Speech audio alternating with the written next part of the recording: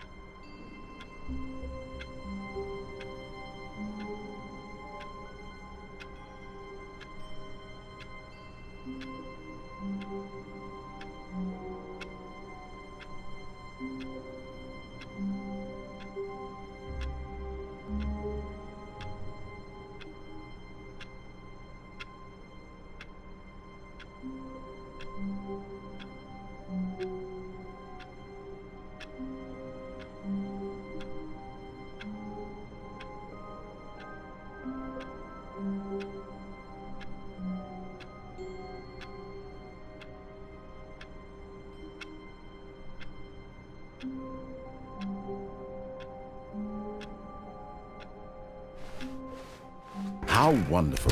Stanley was alone. Finally! This is great, he thought to himself. This is what I've wanted all along. I got what I wanted.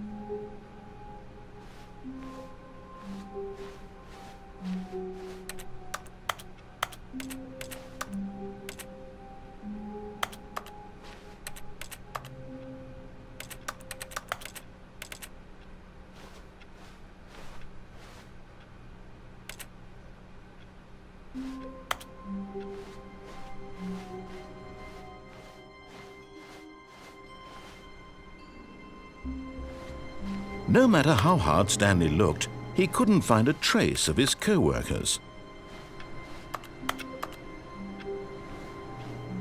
Stanley went around touching every little thing in the office, but it didn't make a single difference, nor did it advance the story in any way.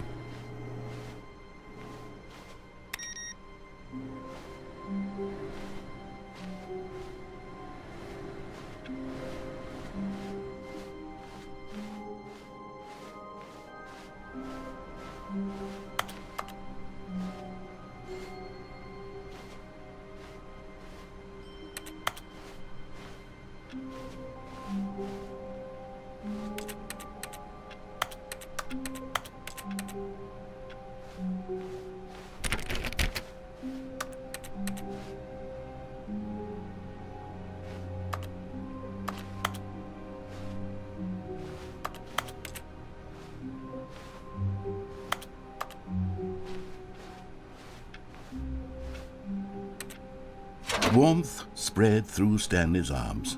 With the bucket in his arms again, he was home.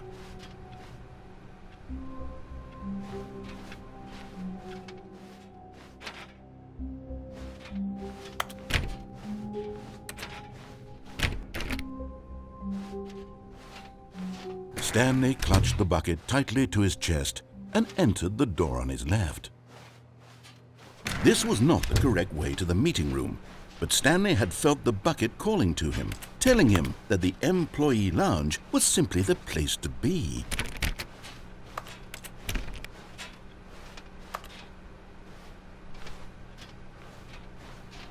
And here it was. Had the bucket turned out to be correct? Was this better than the meeting room? Yes, Stanley. No, never mind. The bucket was wrong. Stanley took the door on his left to go back to the meeting room. No, said the bucket. don't go to the meeting room. Go somewhere else. The cargo lift, yes. Go there. Go to the cargo lift. Good, said the bucket. Now ride the lift all the way to the top. There's something up there I need you to do. Stanley did not question why or how this bucket was speaking to him. It should have alarmed him, of course, but Stanley feared that any path he walked might lead to the separation of himself and the bucket, his dearest friend. So he threw himself to his death, that they might die in one another's arms. How deeply touching.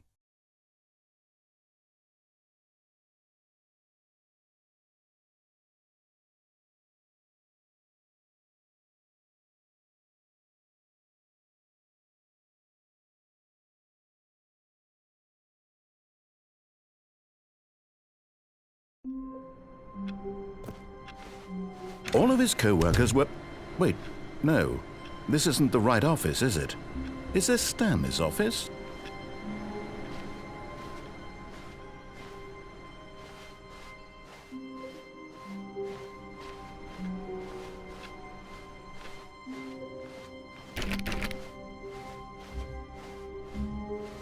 When Stanley came to a set of 2 open doors, this was not the correct way to the meeting room, and Stanley knew it perfectly well. Perhaps he wanted to stop by the employee lounge first, just to admire it. Standing now in this incredible room, Stanley for the first, but eager to get back to business, Stanley took the first open door on his left. Stanley was so bad at following directions, it's incredible he wasn't fired years ago.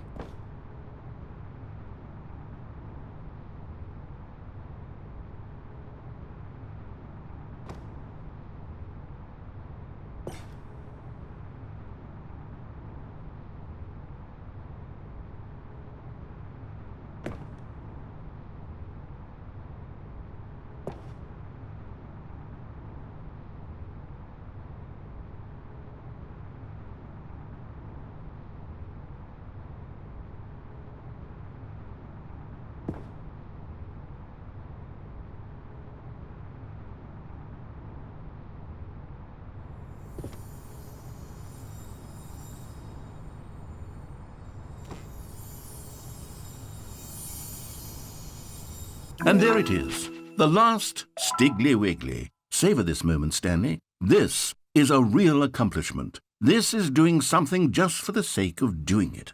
Where so many people expect to be rewarded for the most trivial achievements, you've insisted that a job well done is its own reward. I would tell you that I'm proud of you for collecting them all, but that would be like a reward, and we can't have that. So, instead I'll just say, it's done. We're all done here, and now we can go to whatever the hell you were doing before you hunted for figurines.